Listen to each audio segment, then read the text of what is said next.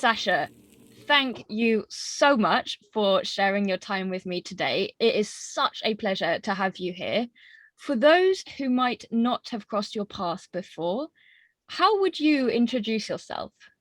Well, I am an existential coach. I did a master's in existential coaching, and I now lead on the same program.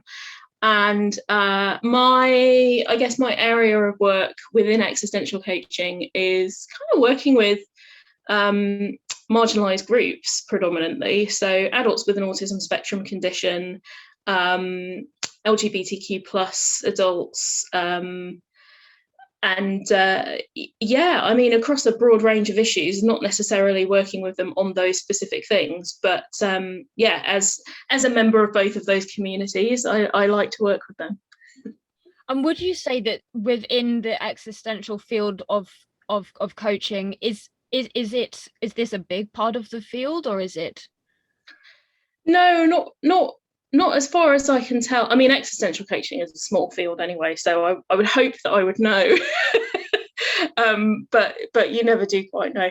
I think it's mostly me and Ruth Millman, who I work with all the time, and who you of course know very well.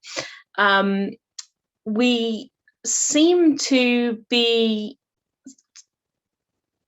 the only voices that I'm aware of, apart from one that I stumbled across on YouTube the other day, who were talking specifically about the relationship between existentialism and neurodiversity. And of course, when you start talking about neurodiversity, queerness comes into it anyway, because there's such an overlap between those two populations.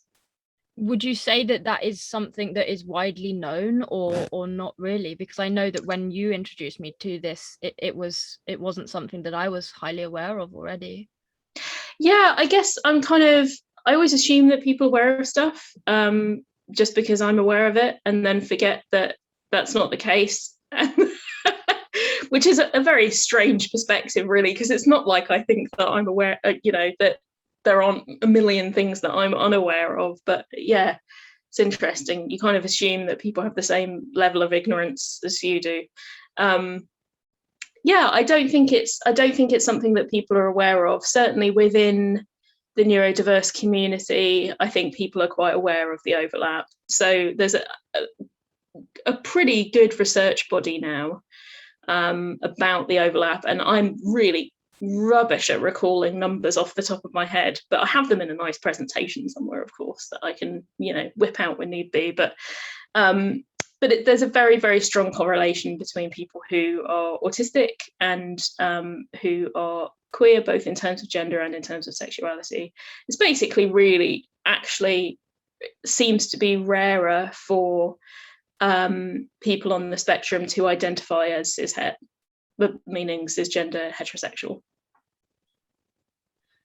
So what, I know that you said that this is something that is very personal to you, but how did you specifically get into exploring this field, into looking at these themes from an existential point of view?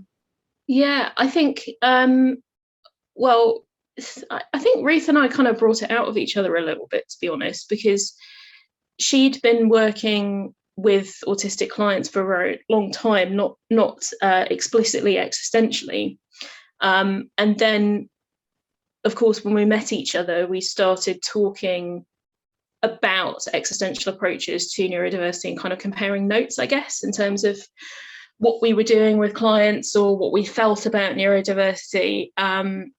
And it became clear that there was a lot there, a wealth of stuff to explore. So we just kind of took it upon ourselves to go and explore it, really. And then did a couple of workshops together, which kind of, I guess, consolidated a lot of those ideas that we had. And yeah, it just keeps building from there. But it seems to be a really good model. I think specifically existential coaching is a really good model for working with autistic people, because you've got, on the one hand, the kind of very practical, dynamic, coachy element, which can deal with, really pragmatic day-to-day things, which often autistic clients want to work through, like, how do I handle this particular conversation, or how do I write a CV, or how do I deal with a job interview, or how do I get more organized. But then there's also that existential phenomenological piece, which is much more philosophical and much more reflective, and kind of allows them the space to really be open and show themselves and not have to mask and pretend to be neurotypical. So I think those two things hand in hand work really, really powerfully. And also, I mean, something that Ruth and I have discussed a lot, we'll write up at some point, is that we kind of have a theory that autistic people are kind of much more tuned into a lot of those existential issues, that like it's a lot more raw. So we're a lot more aware of our freedom to choose, which causes a lot of anxiety. We're a lot more aware of, things like responsibility and the fact that we're all going to die, and all of these kind of big existential themes, I think, are very present for a lot of autistic people. I wouldn't, I'm not going to generalize and say all, but yeah, it seems to be a theme in the work. So that's also really helpful, because there's a lot of kind of going, yeah, no, you're not wrong. You're absolutely right. You're picking up on something about humanity that is absolutely right. And it's not that you're autistic and therefore you're wrong. It's quite the opposite. So let's normalize it. Absolutely. And I suppose I really hope that we go into more detail later in the interview, but perhaps a great place to start is, where we're speaking about existentialism. How do you understand or define these ideas? That's such a tough one. And I know from the conversation that we had before that you've had lots of different answers for that, which is great. I guess trying to sort of boil it down, I would say it's the philosophy of what it is to be human. And as part of that, that includes certain universal experiences that we have. So things like knowing that we have the freedom to make choices, and that being an anxiety-provoking thing. Knowing that we are going to pass away, but not knowing when that's going to be or how that's going to be. These kind of big philosophical givens that we all share. But then at the same time, it holds a lot of space for individuality as well. So there's, on the one hand, there's the recognizing all of these things that unite us, these common experiences that are often quite challenging. But then on the other hand, that we all have subjective experiences, and that we're all individuals. So there's something about holding that tension between that connectedness and that difference that I think is really powerful. So, what drew you into the world of existentialism in the first place, then? Well, it's a family thing with me, so it's a little bit lazy and less of the quest than I think it is for a lot of people who get into existentialism. So my mother is very prominent in the fields, Emmy van Deurzen, who most people who are into existentialism probably will have come across at some point, certainly if they've looked at the sort of practitioner end of it. So I was always around these kinds of ideas growing up, not necessarily explicitly aware of them. So I don't think I had a good sense that these were existential ideas, but I guess that kind of existential attitude gets ingrained in you if you're around that, especially if you've got caregivers who are.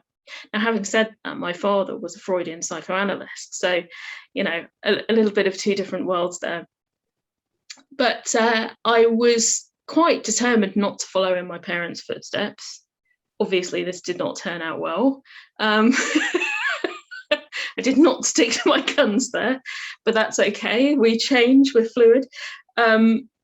So yeah, I mean, I really got drawn in,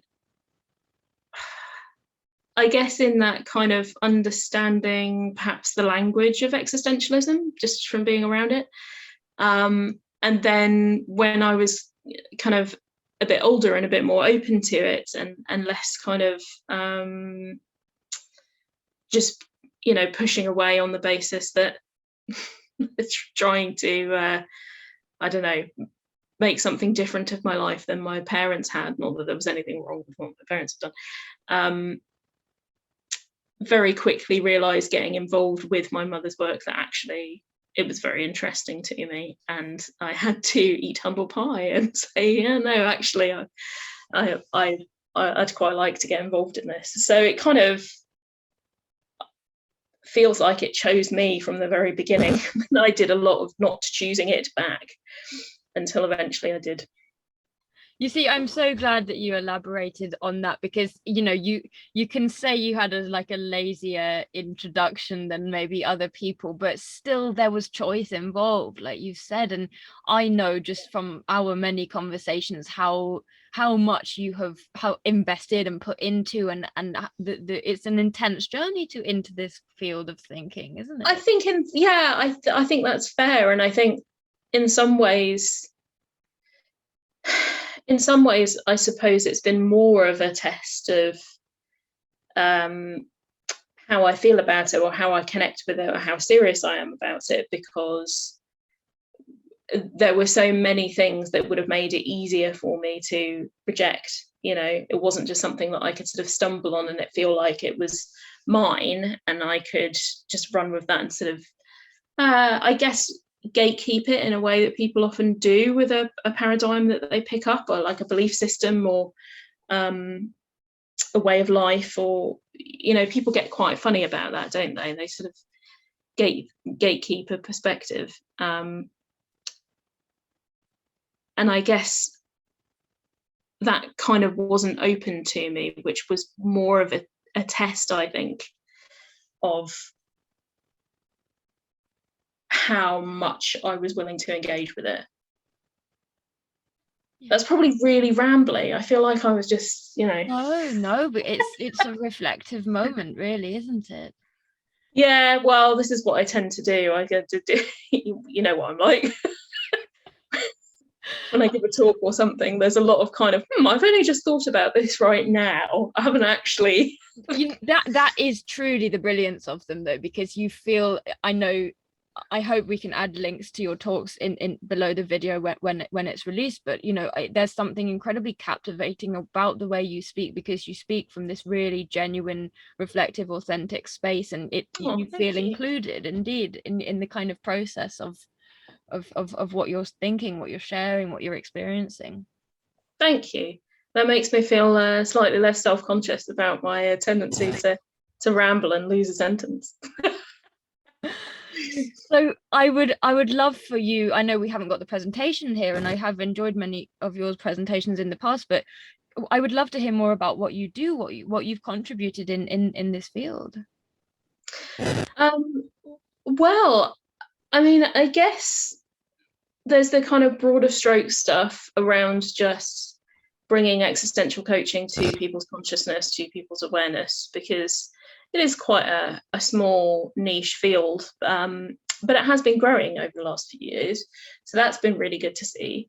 And I think a lot of that is about, I guess, making those philosophical ideas quite accessible, because it's really almost a psychoeducation piece a lot of the time. With existential coaching, it's kind of, getting people to think philosophically about their lives. And I think that's probably the heart of it, really. I mean, certainly for me, I'm not a massively academic person. I mean, to be honest, I find reading quite tough. I'm a very slow reader.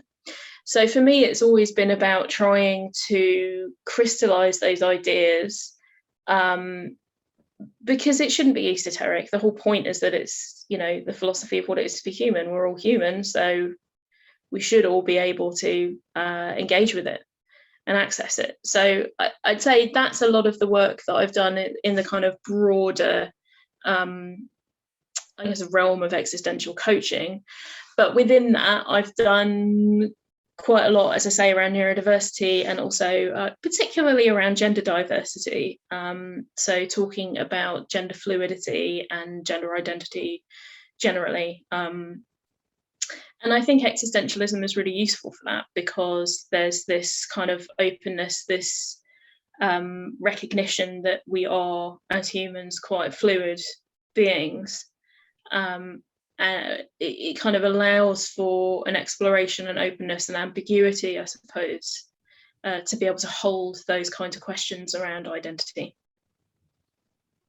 And I know I'm probably not the first person to be watching this video or experiencing this dialogue and hearing and having been raised in a society which is not, it's just denying that fluidity, which is saying boy, girl. Yeah, absolutely. And and there's a whole feminist aspect to that as well, because of course when we're enforcing those kinds of rules and regulations on people, there's always somebody who benefits and somebody who is oppressed. And in terms of these kind of gender-based ideas, these very sort of rigid gender-based ideas, it is historically pretty much always women who suffer at the hands of it. It gets very hierarchical, very patriarchal. So I think it's important, not just in terms of recognizing and exploring genderqueer identities, trans identities, but also cisgender identities as well, and kind of broader discussions around gender and what that means to us, and how we kind of create hierarchies around that, whether that is specifically around women or whether that's also around effeminate men, for example. So there's so much there, and it goes into so many different areas of I guess knowledge and exploration as well. So, wow, okay, something just dropped off the table on its own. That's not creepy at all. But you can talk from an anthropological perspective, or a sociological perspective, or even a linguistic perspective. You can talk biology, you can talk, there's so many different angles that we can look at these things from. And I think particularly with gender, because it's such a hot potato at the moment, it's really important to be able to hold those dialogues and to be able to look at all these different angles and think, really dissect why it's such a hot topic, and maybe hopefully try and have some sensible conversations around it. I don't know if that's possible or not, but we can all try and do our bit. Yeah. Do you feel that there is a movement towards a willingness for people to be engaging in these kind of understandings and conversations? I think there are. I must say, having been running a lot of workshops and things on it, I do get quite a few people coming who openly say at the beginning, in the sort of getting to know you bit, that they don't know much about the topic, or that they feel that they might be quite prejudiced on the topic, and that they've come specifically because they want to know more and they want to kind of open their minds. So that is really positive, and I'm not sure that would have happened 5-10 years ago. So I think something is shifting there. But I think what happens is, when things like that shift, people often also get more ingrained in their particular perspective. So I think whilst you've got that openness, there's a lot of rigidity as well from people who perhaps feel threatened by that fluidity or that openness, or that just things appearing to be different to how they were in the world that they grew up in or are familiar with. It's change is often perceived as threat. And I think the difficulty with these things is people who haven't had their lives touched with some sort of gender nonconformity feel like it's a change, when actually it isn't really a change. It's just that people are talking about it more. It's not that there are more of us around, or or that the sort of transgender has become really big and unwieldy, and it's pressurizing people. I think it's a lot of it is just about perception and how exposed people have been to, I guess, trans lives and gender non-conforming lives. That's been really helpful for me to because I often come from a place of why are people still holding these ridiculous, horrible prejudice which are really directly impacting people in a really painful way. It really infuriates me and it really irritates me, but I hear you there. That's been really helpful for you to say that people are, that fear, that change evokes this fear, and like you're saying, it's not Carrie. Yeah, and I think people don't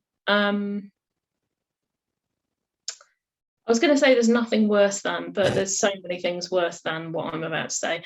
But I think it's a big problem that people who might be quite open-minded and knowledgeable on one aspect of humanity then kind of think that they've got it all sussed and that they don't have all sorts of problems with other aspects of it. Like I guess not recognizing the different layers of one's privilege or oppression.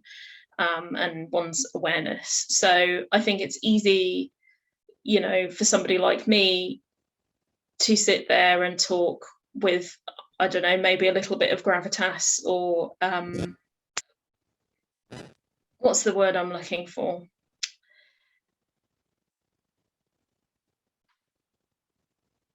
I guess some sense of authority on topics like queerness and neurodiversity, but that doesn't make me an expert by any means in other aspects of oppression.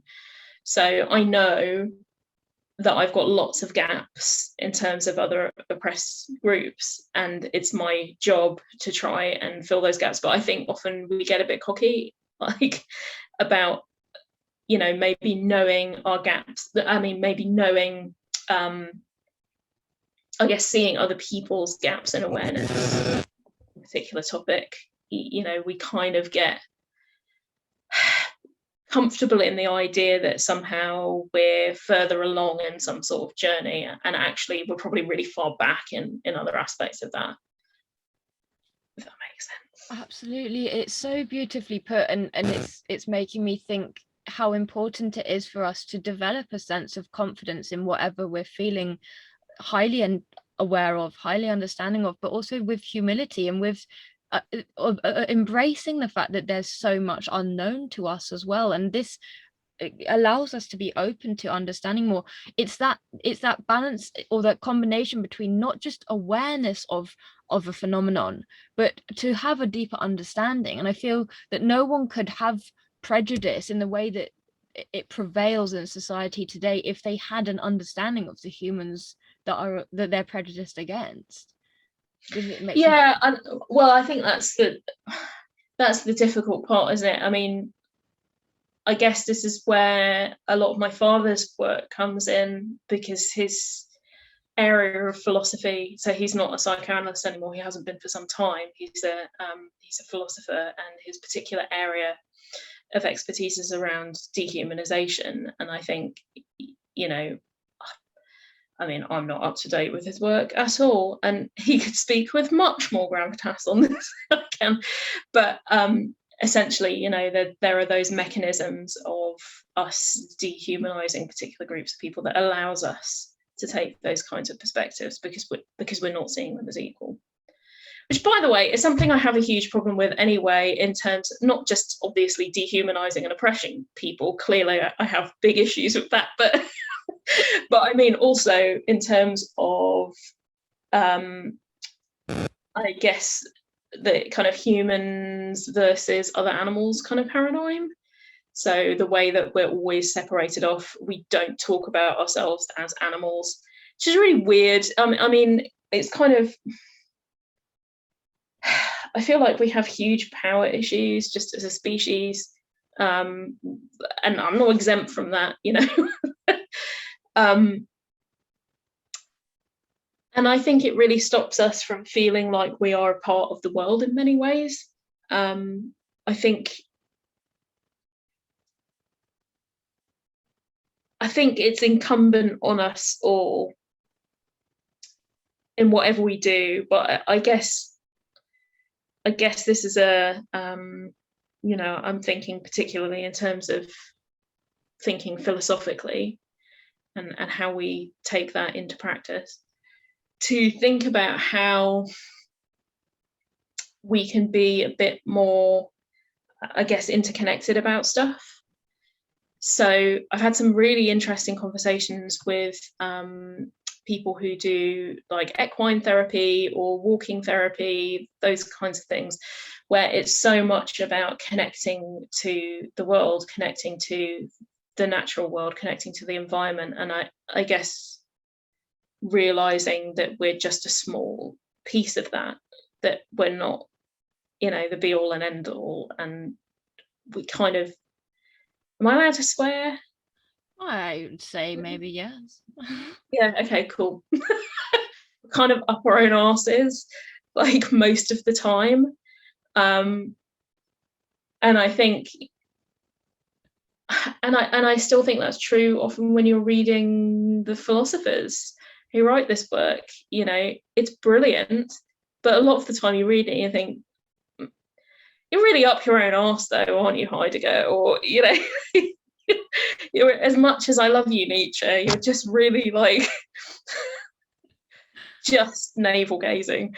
So I think there's something about the beauty of that universality of existentialism, these things that connect us, that actually, I guess, thinking a little bit beyond that, and not just about what connects us as humans, but what connects us to the rest of the world.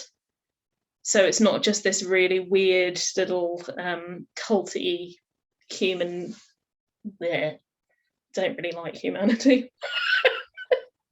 But I mean, it's such a special way to frame it, isn't it? Because there is such in so many of my different client populations that I work with, there is this absolute agony of not feeling connected and seeking this connection with themselves, with others, with the planet, with the world around them. And it's so true that if we are saying we are above or different from the animals and the nature that we're part of course we're going to feel isolated from it. It's such a fascinating way to put it.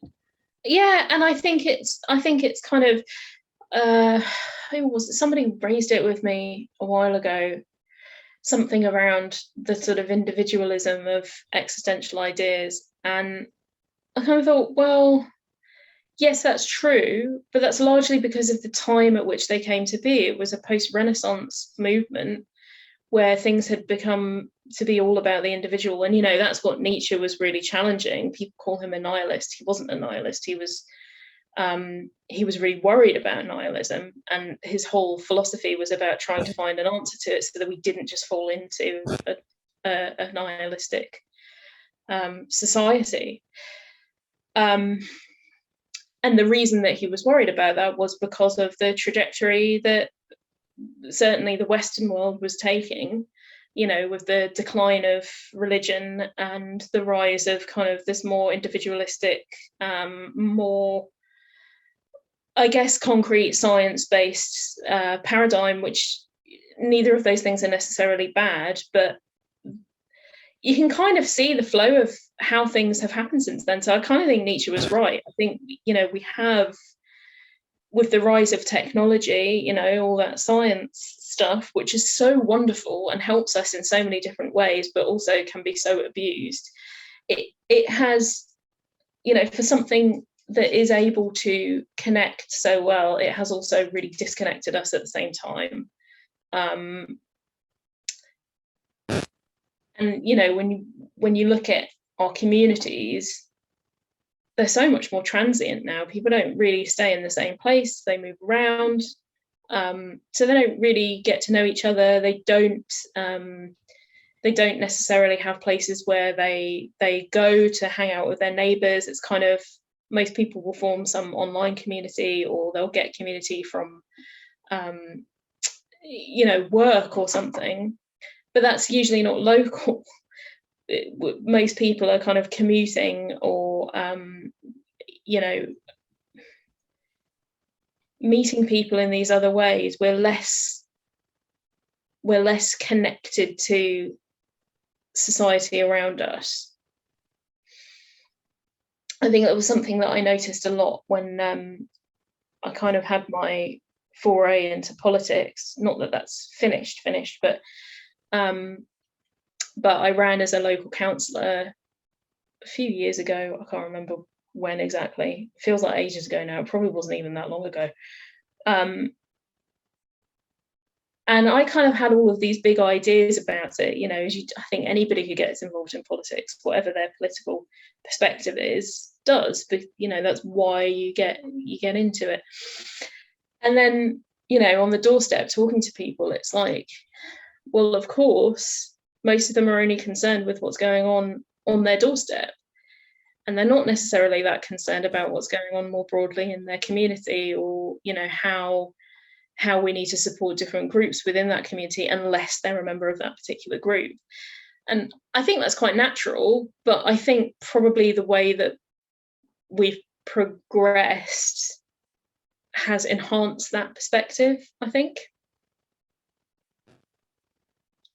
I'm also realizing this beautiful blessing and curse of choice as well. And when you were speaking there, I'm realizing that people also can choose to not invest in their community and take interest in their community in the same way.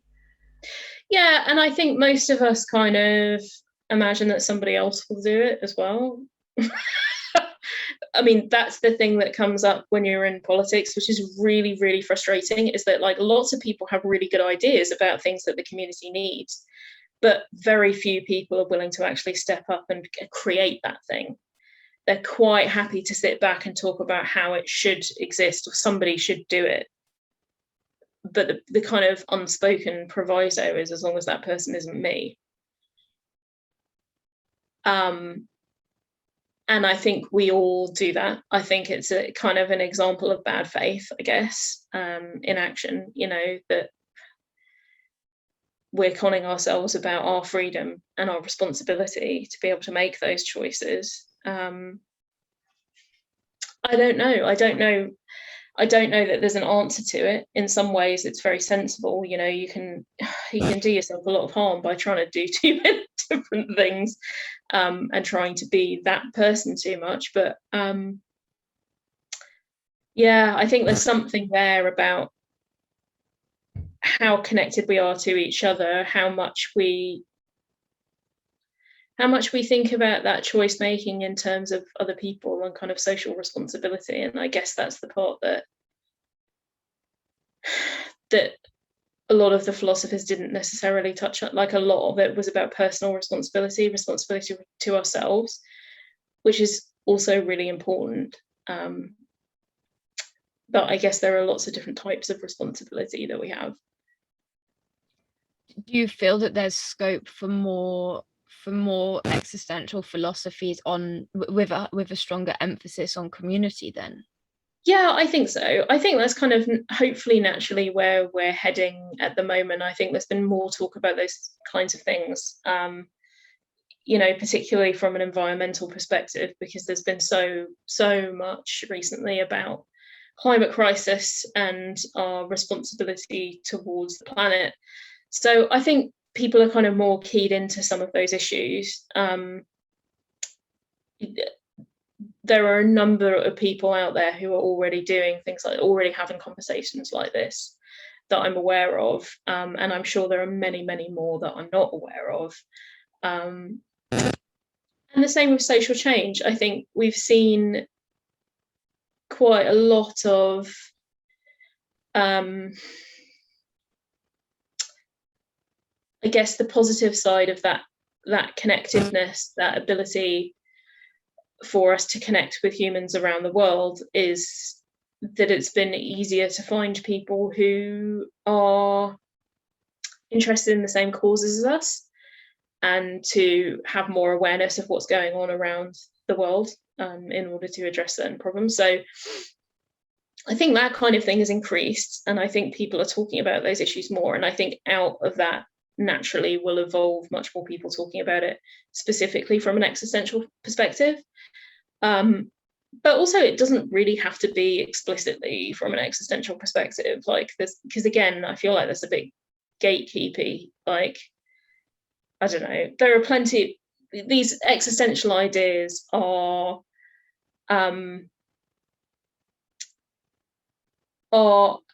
so meaningful and so pertinent because they pick up on things that many of us are kind of, I guess, a sensibility that many of us have already. That you don't need to read loads of existential philosophy to get it. I mean, if you're going to do a deep dive and you're going to start talking about it, then obviously you've got to do the work and do some of that reading and engaging with it. And if you're going to be able to give a good critique, then you need to be able to do that as well. But on the whole, there are so many people out there who are basically doing existential work. It's just that they don't necessarily know it as that or call it that. Indeed, like that they just might not label it as that, or even have come across it, and it can be quite, I've found that it can be quite an intimidating concept to people that are not used to the kind of big isms or philosophies. Yeah. So from your, how would you advise someone that is interested in exploring the world of existential ideas but without necessarily wanting to engage in the heavy original text? What would you recommend? So a lot of the time to my students, this is probably really bad academic practice, but I recommend a lot of online resources that are like massively secondary resources. So there's loads of good videos on YouTube. YouTube is always a great place to start, especially if you're more of an auditory person, like I am. It's so much easier to pick up ideas from listening to an audiobook or a podcast or a YouTube video than to read a sort of wall of text. But also there are some really entertaining kind of quite comedic resources out there as well, because this stuff is funny. Like a lot of comedians talk from an existential perspective because it's like the futility and hopelessness of being a human is that, that's the real absurdity piece. I think the philosophers go for the meaning, the comedians go for the absurdity, but they're both just as existential as each other. So there's the, what is it called? There's an existential comic online which is really good, and it features the despair bears, which kind of go and harass people about existential ideas that they really don't want to hear. There's Philosophy Bro, which is this great website, which is not exclusively existential, it's philosophy in general, of somebody who obviously really knows their philosophy, and they just communicate it in the style of like an American frat boy. So they do a whole thing about Heidegger's being in time that is so much easier to understand because it's just comparing life to a keg party and what happens when you realize that the keg is running out and the party's going to end soon, and how you can either just kind of zone out because it's going to end, or no, you have to rage harder because there's not so much of the party left. Just translating it into ideas like that, I think that kind of thing is really useful. I also have this great comic book called Action Philosophers, which again is just like a more general philosophy thing. These are absolutely incredible recommendations here, because I think it's very easy to, especially obviously this series so far has interviewed quite a lot of academics. If we're in these worlds, we get drawn to what our colleagues are using, and like you're saying here, there are so many different resources that are easily accessible. Yeah, absolutely. And I think it's also think about what's personally meaningful to you. So if you're the kind of person who really wants to get knee deep in the philosophy and read the original text, then read the original text. if you're somebody who just wants to watch a film that brings out some of those themes, go and find a list of existential films. I mean, there are loads of these kinds of things out there. Like, lots of people have done the work already. And once you've got an idea of the kind of basic themes of it, you spot it everywhere anyway, because, you know, people are discussing these things. They're not new ideas, or they're not exclusive to those philosophers. They're themes that come up in people's work, you know, particularly in art. I think music is a really good kind of medium, I guess, for exploring existential ideas, because it just seems to be, I guess there's something so kind of deep and explorative about writing a song, about writing lyrics. There's something so vulnerable about it. There's something so reflective and thoughtful about it. So a lot of the time you see existential ideas coming out in music. For someone who's watching and might not know what an existential theme is to be looking for, can you give a little bit of a insight into this? Yeah, I think freedom is probably one of the most accessible kind of broad-ranging existential ideas that probably we think about a bit more, because it's a bit sexier than saying like responsibility, death anxiety, those kinds of things. So yeah, freedom has a nice kind of light feel to it, although it doesn't when you look at the philosophy. Or authenticity as well. Those are kind of, I guess, the sort of existential buzzwords that are I guess perceived as more positive. So themes around the, you know, how we engage with our freedom, how we acknowledge or don't acknowledge our freedom, how we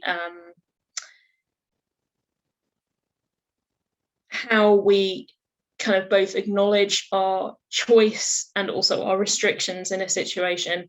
I mean, I'll give an example of a clip that I always use when I'm teaching, which is a clip from the 90s classic Dangerous Minds, starring Michelle Pfeiffer.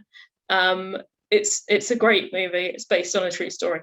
But there's this bit when she's teaching this class of children who, well, teenagers, who have various difficulties in terms of engaging with the class, whether that's because of their personal circumstances or whether that's just like an attitudinal thing. Anyway, she does this whole speech around choice and how a lot of them are not engaging with the lesson because they feel that they don't have a choice to be there. And she kind of really dissects that and opens it up and says, well, there are lots of people who don't make the choice to be there. They make a choice to do something completely different. They make a choice to not get on the school bus and to go out and you know, do all sorts of awful things, but you've chosen to be here. And she really kind of gets them to own that choice, to own the choices that they have made and are continuing to make. And it really impacts their engagement with their education, because they suddenly perceive it as something that actually they have opted into rather than something that they've been forced into. So things like that, you know, that how we perceive choice, how well we're able to own our choices, or, you know, that difficult dynamic between authenticity and inauthenticity. So I quite often, again, when I'm teaching, play a poem, a performance of a poem by Maya Angelou called Still I Rise. It's just an awesome poem, and possibly an even better performance from her of the poem. But it's all about this kind of tension between, you know, if you self-actualize and are kind of courageous about showing who you are, being open, being genuine, revealing yourself, there is a lot of difficult stuff that you have to deal with. So it's a lovely kind of short exploration of some of those themes, I guess, that tension between what, how much can we be ourselves, what do we sacrifice in being ourselves. So yeah, there's so many existential themes, and I think once you start learning about it, you start seeing it everywhere. It is everywhere, and a lot of stuff can boil down to some sort of existential tension, some sort of existential dilemma. So why do you think that it's important for people to be themselves, as it were, to be able to truly express themselves in the way that feels right? Yeah, well, I think there's a when I was studying, I remember being extremely relieved that in terms of existential thought, there's nothing wrong with being inauthentic, that actually we are all inauthentic a lot of the time. That it's not that we have to be this like really relentlessly authentic person all of the time. So I think, when we talk existentially about authenticity, again, it comes down to that notion of choice, and how much are we choosing about what we reveal of ourselves? How much are we actively choosing and owning about those decisions that we make around how much of ourselves we reveal and what particular paths we take? How much of ourselves we express. And I think that's really important as well when you're looking at marginalized identities, because particularly things like queerness, if we relentlessly said to people, you must be authentic all of the time about your identity, a lot of people would be in a lot of bloody danger. So it's important, I think, to deconstruct that hierarchy a little bit of, it's good to be authentic and it's bad to be inauthentic. And actually that we can be authentically inauthentic because we're actively choosing not to reveal a part of ourselves, or we're actively choosing to conceal something, or that's an authentic choice. We've considered it, we've made that decision, it's the right decision for us. So I think deconstructing that a bit, and I guess in coaching that's kind of a big one, because there's a lot of, I don't know, like new agey or kind of NLP or sort of Californian school of things that really holds authenticity up as like the ultimate paragon of human existence. And I think it's important to challenge that. It's such a valid point to make, isn't it? Especially in terms of people's safety and whether they're ready or not to show their full self, as it were, rather than people being angry when they don't, to be respectful of the fact that they have a choice not to. Yeah, it's like you don't owe yourself to anybody. It's not a transactional thing. It's, you get to choose whether something is private or public or something in between. I mean, I think a lot of the existential work, like both personally and with clients, is about kind of owning all of those grey areas, really trying not to be so binary about stuff generally. And I think that's another good reason why it works really well as a paradigm for autistic people, because we tend to be black and white thinkers. So kind of opening things up and saying, well, actually, human experience, human existence is so fluid and so ambiguous and so complex. And actually, if we own that, if we embrace that, it becomes a lot less scary and a lot less threatening. It's such a valuable point you make there about about it being our choice about what is private and what is public. And I mean, it sounds very simple, I suppose, when you say it out loud, but I feel my brain was just thinking, we're raised as children almost that that's not appropriate. We should be sharing, and we kind of, oh, tell me this and do this and perform here and perform this, and almost as adults we have to kind of learn that actually we can choose how much of ourselves and what parts of ourselves we share, what parts of ourselves we explore privately or publicly. Yeah, absolutely.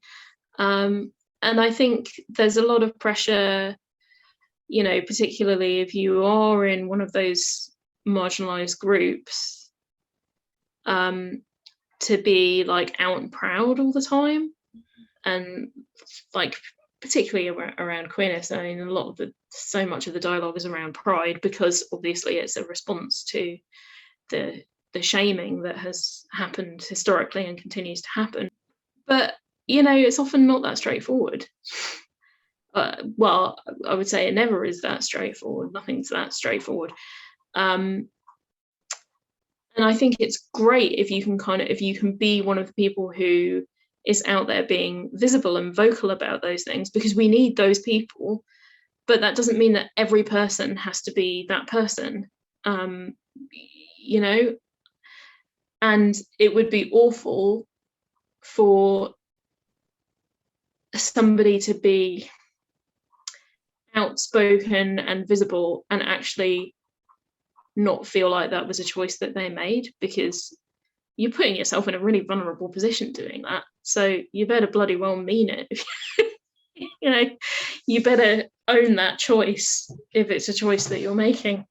Because that you've got the marginalized groups, but then you've got marginalization within the marginalized groups, of course, haven't you? Absolutely. Expectations, really extreme expectations of what you should be if you're identifying in this way.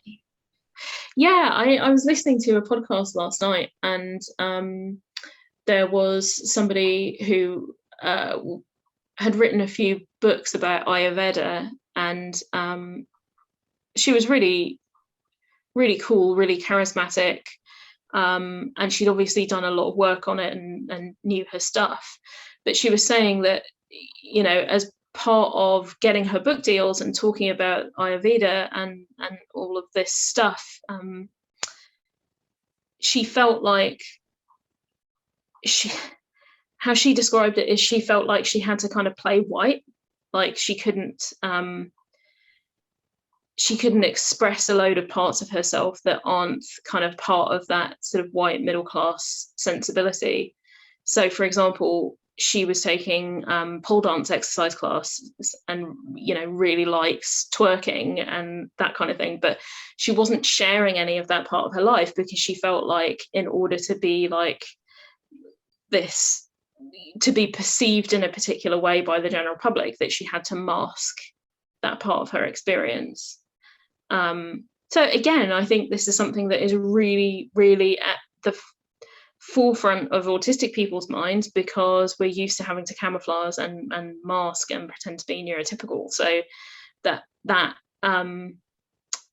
awareness of authenticity versus inauthenticity and how we hold those and juggle those all the time, I think is very present for a lot of autistic people. And of course, I have heard you speak about masks and masking before, but for someone who might be not so familiar with the concept, could you elaborate a little bit? It's also basically the work that autistic people do and other neurodivergent people do to make themselves appear to be neurotypical, so to fit in with that particular paradigm. So it might be things like stopping yourself from rocking in front of other people, or stimming in other ways, like if you're somebody who uses a fiddle toy or just flaps your hand or something like that, just hide it, suppressing that while you're with other people until you're on your own, and then you can suddenly release all of that stuff. But the consequence of that is that people are doing so much work on masking these parts of themselves, suppressing these parts of them. It might be things like maintaining eye contact. So a lot of autistic people find eye contact really difficult, really problematic. But we know that we're supposed to do it. We know that it's a kind of neurotypical expectation. And so a lot of people, particularly people who are assigned female at birth, incidentally, will put a lot of energy into things like maintaining eye contact and might not even really be able to follow the conversation because they're trying so hard to maintain just the correct amount of eye contact. So all of these things that we do, and it's not that neurotypical people don't do any of these things, of course they do, but again, it's more acute, it's more noticeable in the autistic population. And it's the same with lots of other things. If you're not part of that common sense, if you're coming from a different paradigm, then you do have to mask and camouflage bits of yourself all the time in order to fit in with it and kind of be acceptable.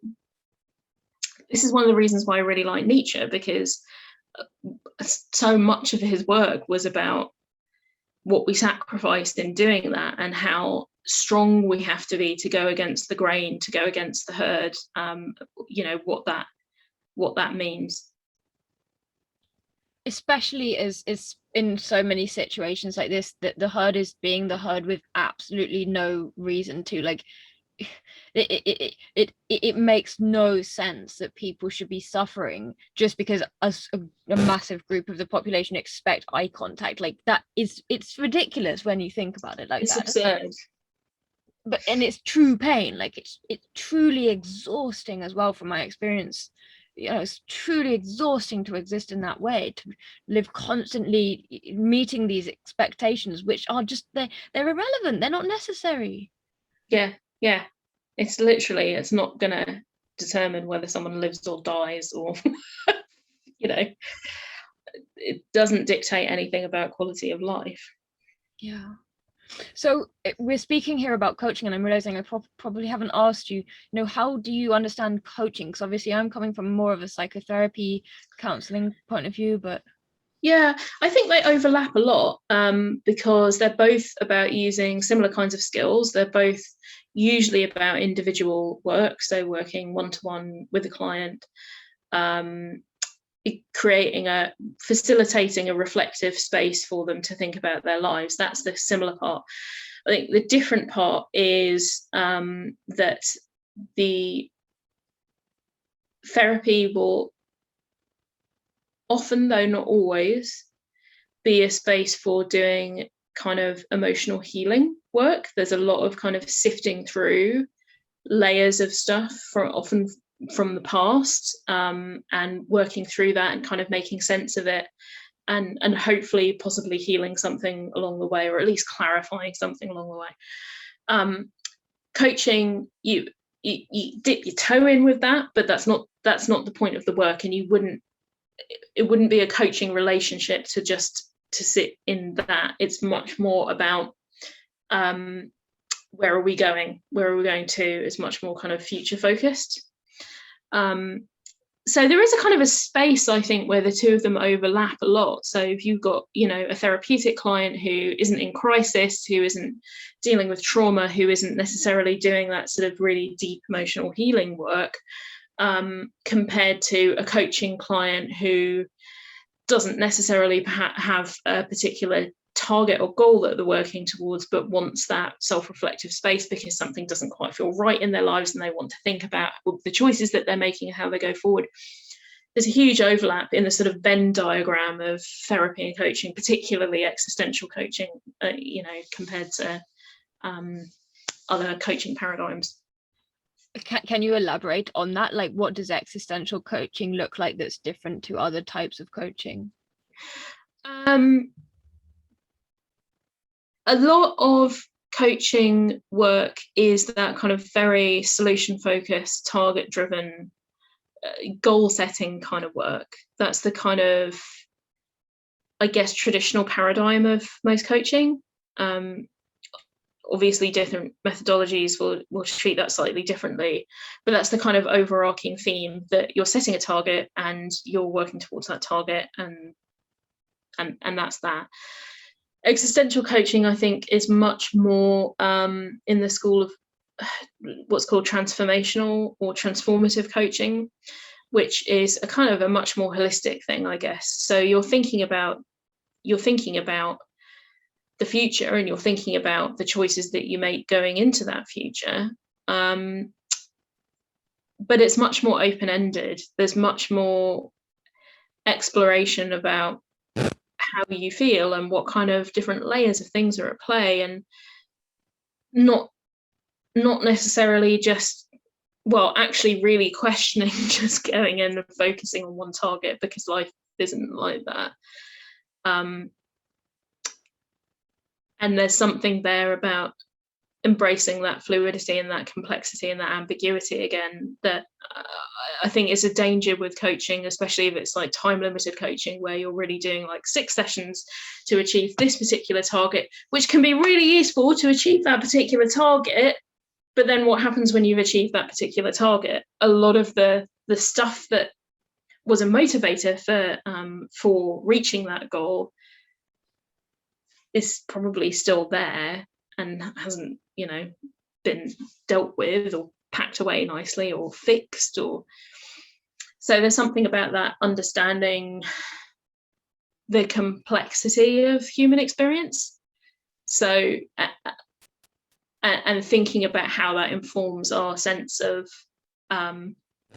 motion, our sense of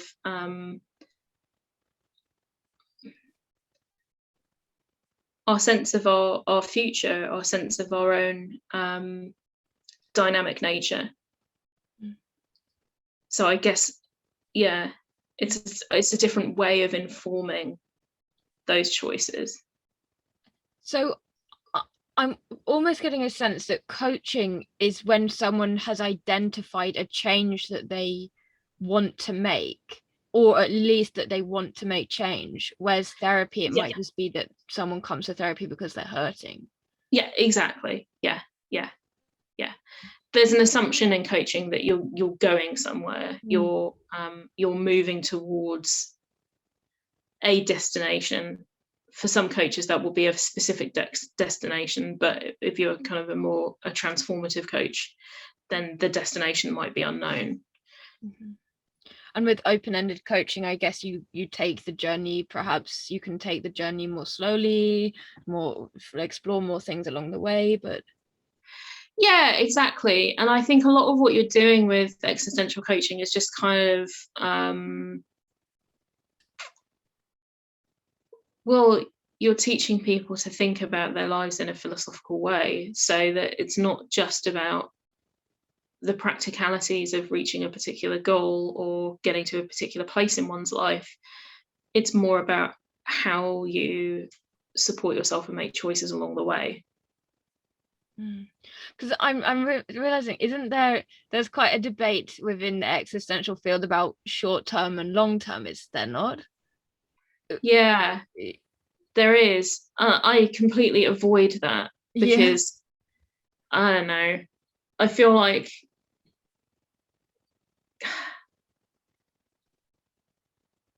either is fine, like and I feel like it's a little classist in a way as well, because there's an assumption that everybody can afford long-term therapy. Like, a lot of us can't. This is exactly because I remember it being a hot topic at the beginning of my training, really hot topic, and people had strong opinions, but I it's something I'd completely forgotten and made peace with, I suppose, over the journey. But something about that, what we were speaking, that just reminded me.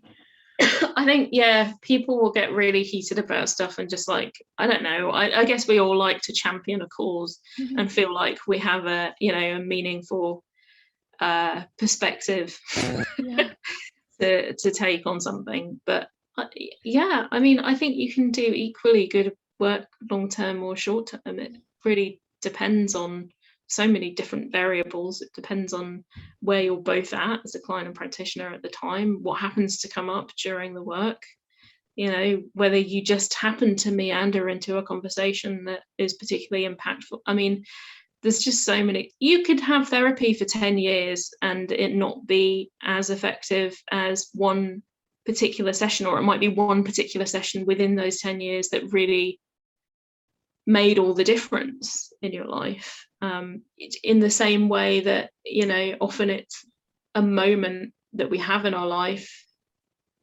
that sneaks up on us, that was completely unpredictable, that changes the trajectory, and you can't predict that.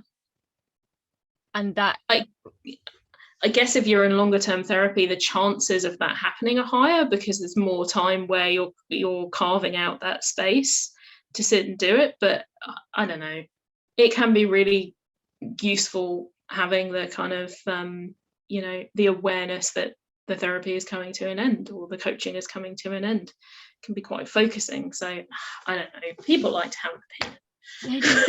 And there are strong arguments either way. I remember hearing many, but I think, yeah, it can be helpful as a practitioner to just have a dabble in all of them and feel comfortable, because like you're saying, you just never know when, and perhaps that's what's magic.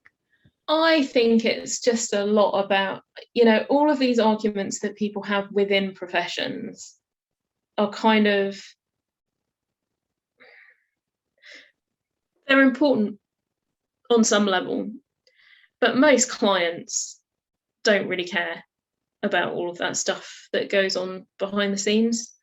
And, it's like arguing about the merits and demerits of various approaches, like people professing the superiority of a particular approach that they have.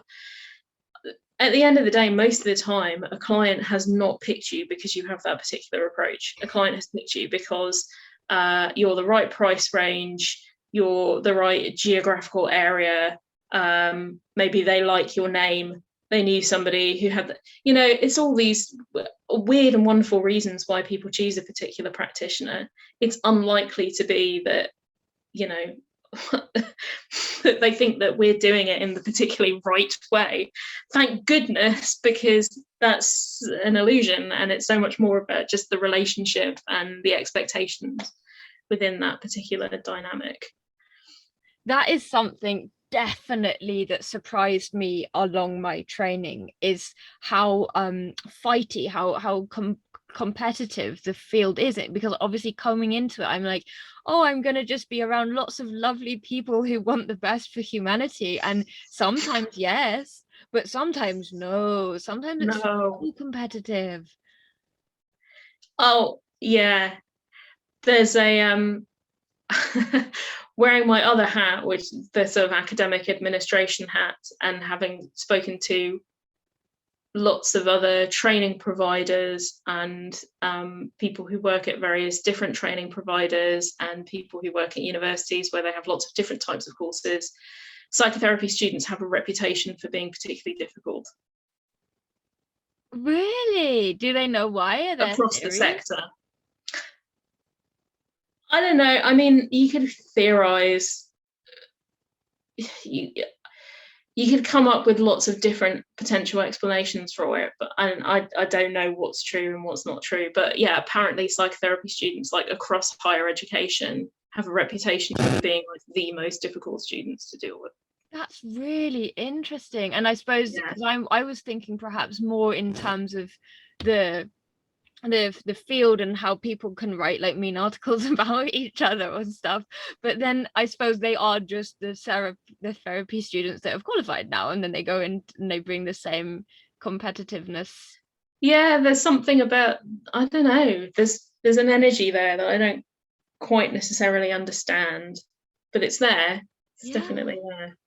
I want to explore perhaps. Yeah, definitely. Well, there's I think there's a fair few research projects there for somebody. Yeah. Why are therapy students mean to each other? But in terms of not being mean, in terms of being good, for someone that's watching this and who might be, contemplating how these ideas might be able to help them in their well-being, in their life, what advice would you give to someone that might be watching here? Oh, I think just getting into it and doing explorations, looking at whatever type of media it is that's meaningful to you, will undoubtedly unlock things. So it will unlock big ideas, it will get you thinking about things, it will get you thinking about your life, because that's kind of what it's there to do. So I think just engaging with it at that basic level is really, really helpful, just in terms of getting clarity or inspiration. In terms of using the work, I guess, in a more focused way, in a more practical way.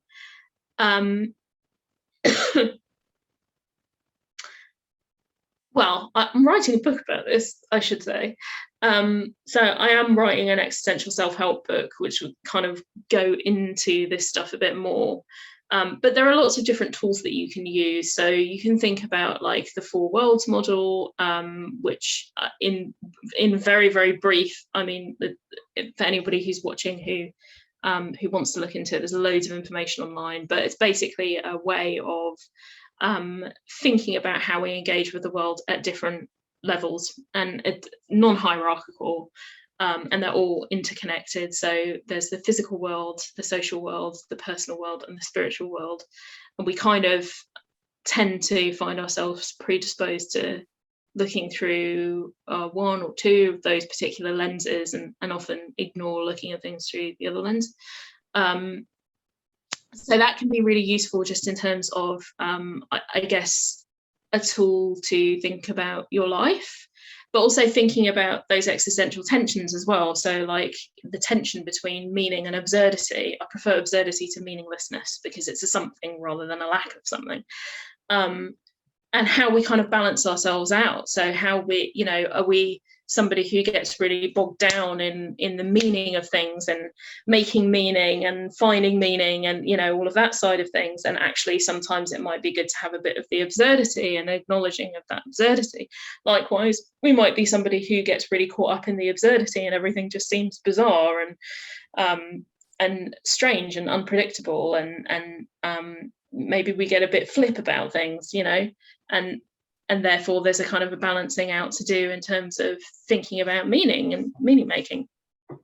So I think looking at things like how those existential tensions show up for us personally, and I guess identifying when we might be on a particular end of that spectrum, and just knowing what choices we have available to us. And I think the choice thing is so crucial, like reminding ourselves all the time that we are making choices all the damn time. We cannot be not making a choice. Even choosing not to choose is a choice. And it's so easy to forget that. And like, just because we're existentialists, it doesn't mean that we're constantly thinking about that, because you couldn't think about it all the time. It would be too overwhelming. But yeah, trying to tune in more to the choices that we're making and kind of question them / own them more, I think is probably one of the most helpful things. And again, that thing around complexity and ambiguity, and being able to feel lots of different things at once and be lots of different things at once, and then not be a clear answer to things. Things be murky and unpredictable, and I guess that tolerance of all of these challenges that we have in our lives, in the world, and I think there's an invitation to be quite gentle with ourselves. So to me, there's something wonderful about that duality within existential thought and existential work, of, on the one hand, recognizing all of those things that we have to tolerate, all of those things that we have to negotiate, and being gentle with ourselves and kind to ourselves about that. But and on the other hand, it not meaning that we let ourselves off the hook. So we still also have to take responsibility for things and make choices and think about how we respond to all of those things. And to me, I think that's the crux of it, is that holding those two things, like be kind to yourself, be gentle with yourself, but also like don't be flippant and let yourself off the hook. Amazing. Have there been times that you can think of that they specifically helped you out, these ideas? Yeah, I mean, I think going back to the gender and sexuality stuff, I mean, I was quite a late bloomer in terms of coming out. It was only in my 30s that I did. And I think that was probably the biggest crisis that I've ever had for various reasons. And I think that being able to, in the really difficult times, think about myself as this fluid being and not needing to have answers and labels, and or to know where I was going with any of it, and also to be kind to my past self and understand the choices that that person made. I think all of that was really essential. Now, I say all of that, but I also couldn't have done it without the people around me at the time. So, you know, there's also that broader thing of the world around us, and you know, we need that. Yeah, absolutely. To recognize that we are independent, we are responsible for our existence, but at the same time that we are surrounded by others, and that our greatest success story can sometimes just be asking for help or taking Yeah, support. absolutely. Absolutely. Would you have any kind of words of wisdom to share with anyone watching this who is going through that themselves, or know someone that's going through that? Oh, I think you have to find your people. You got, and it's easy to do nowadays because pretty much everybody has access to the internet, even if it's just through a smartphone. And there are people out there who have done all of this work, who are able to provide a safe space for you to explore these things. So yeah, I think being doing the work to find people who are going through whatever it is that you're going through, whether that's similar to what I went through or something completely different. That is the beauty of the possibility of that connectedness that we have. And I think that, yeah, I guess anything that you can do to connect to something bigger than yourself is really important, because I think when we're going through stuff like that, it's very difficult to think beyond almost like the walls of our own skin. Like everything becomes so insular because it becomes more and more difficult to deal with the external. So we kind of have to, in a sort of coping way. So that can be helpful, but also detrimental, because then we become isolated. We feel like we're alone, like there's no support, and there's no connectedness, and also that everything seems a lot bigger because all you're seeing is yourself. So yeah, there's the social part of that. I guess there's like the spiritual part of that. There's the physical, you know, I'm using the 4 worlds. See what I did there? You know, physically, you can think about ways to feel connected to the world, to the environment, you know, whether that's like going out and being in nature, or being with a pet, or, you know, whatever it is that's meaningful to you. There's the social part, there's the personal part, and there's the spiritual part. So whatever it is that gives you a greater sense of meaning, a greater sense of connection to your values, I think is really useful, just in terms of bringing things outside of your little corner of the world.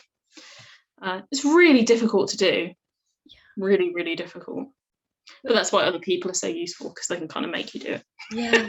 And just acknowledging that too, and starting to kind of like invite that as part of your own understanding of experience. I think you described that so nicely, how we feel that in that moment our pain or our issue is the biggest, most isolated issue in the whole world. No one else, it's embarrassing, it's the worst, it's the most massive. And actually sometimes it does help to just be like, hey, you know, there's a whole discipline that helps people going through what I do, or there's a whole group of, there's a community, or there's, you know, there's t-shirts with this, like it's Yeah, it's not just me. exactly. And then I think, like, to take it back to Nietzsche, because I'm a Nietzsche fan person, Nietzsche's concept of amor fati, so love of one's fate as well, I think that was really helpful for me too. Like, to be able to say, on the one hand, this is a really awful thing that happened, but on the other hand, I can choose how I respond to that, and I can either like push away my story, or I can own my story and then think, okay, so this is what has happened to this particular character in this particular story. What are they going to do next? Rather than feeling like you're kind of victimized by your own story. And that's not to say that there isn't a place for that, because I think it's fine to dwell in that space. I think actually it's quite important to be able to, and for people to let you do that as well. I guess it's about being able to sit in both spaces, to be able to acknowledge how difficult an experience is, and yet also think about where you go with it. I that must be something that resonates with a number of existential thinkers, because you're not the first person that said that to me recently, that it's not just about acknowledging that life has suffering, but giving yourself permission to experience that suffering whilst having an awareness that it's probably not going to be great or lovely for you to experience that forever. So also to acknowledge that when you're ready to start to move beyond that suffering, how can you go about doing so? Yeah. Well, this has been such an incredible experience as always, Sasha. Always an absolute pleasure to speak with you and to share our dialogues. Before we close the interview, is there anything else that you wanted to add today or to say? I would say to anybody who's exploring these things, try and hold it lightly. Like, you don't have to be the most knowledgeable person. You don't have to be the most well-read person. You don't have to be the person who has suffered the most existential crisis. You don't, you don't have to be any of these things. Like, hold it lightly, find the bits that resonate with you. And that is all that matters. And don't take issues seriously, but not yourself. Magnificent. Sasha, thank you so much. Take care of yourself. Thank you.